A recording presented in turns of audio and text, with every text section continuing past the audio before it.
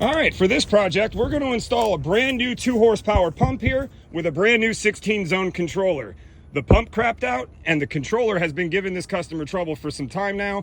In addition to that, I will be able to now use my remote with this system to test the 16 zone system. So there's a little bit of an advantage for me to doing it this way.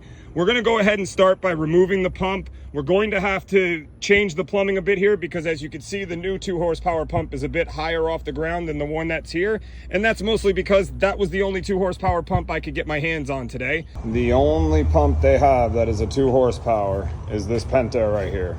So that's the 2 horsepower pump that we're going to install here. First things first, shut off the power. We've already done that here. That's why that is in the down position right there. And then next thing we're going to do is take the power out of the back of this pump and then cut the pipes. I'll come back to you after I've done all that. So as you can see, we got the old pump out. It's sitting over there by my truck, and we've cut some of the lines. Turns out once you dig down, you find that the pipes are actually larger underground, which I find happens a lot. So I don't cut the pipes above ground and then plumb off of those because you don't know what's below ground. In this case, these pipes below ground are 2-inch. The pipe that's above ground is 1.5 inches. The pump we're connecting has a 2-inch intake and a 2-inch discharge. I want to get rid of all the 1.5 inch pipe. So I'm going to have to pump out some more water so I can cut below that coupling right there and rebuild back up to this pump. I'll come back to you after I do that. And there you have it. The 2 horsepower pump is installed. We put in a new check valve, a new ball valve, a new hose bib, all new fittings that will be above ground when I backfill this little hole here. You won't be able to see any of that. The check valve will be hidden underground. All that's left to do for this pump is connect the power to it and prime it up.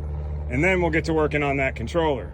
Once I get the pump running, I may have to get the controller installed before I can show you all everything working.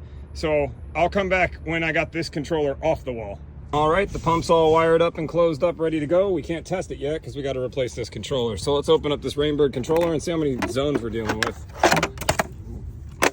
Okay, well, that's part of the reason why this ain't working out. I don't know why they put this here. Oh, that's what I thought. Because that's just hanging out there. All right, so we'll go ahead and take a photo of this so I can see what goes where. And I'll probably have to mark some of these wires just so I know where they went before. Clearly you could see that I've been in this controller at one point in time and put my coils in here. I'm gonna have to take all of that apart so that I can put this controller in, which is a good point of doing these coils in the first place, because we're about to take out a controller with this configuration and put in a controller with that configuration.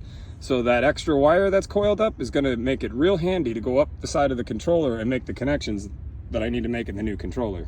There's the controller, and there it goes. Now we're going to install the one we can put a remote on. And there you have it, the finished product. We got the brand new 2 horsepower pump installed and the brand new P2C controller installed that we can eventually hook up a remote to do the inspection out here. I was able to take the wires and put them back into the controller just the way you see here. And above this, I'll go ahead and put the old controller so you can see a comparison of what it used to look like versus what it looks like now. Very similar, and the reason why I use those coils is for this reason.